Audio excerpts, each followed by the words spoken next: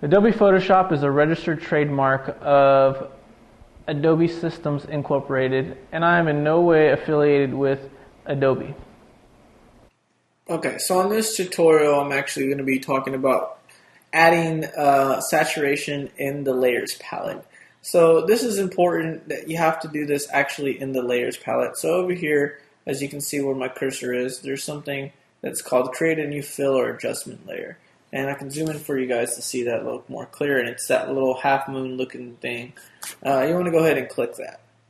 Once you click that, there's a whole bunch of things that come up. What you want to click is hue and saturation. So go ahead and click that. Okay, now we got a hue and saturation adjustment layer, and it's above the master copy.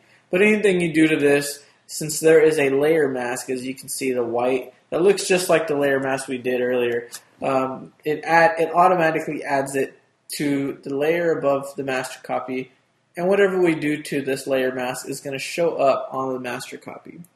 So basically, we're going to move on to the next tutorial. I'm going to show you what to do what this color inverse deal.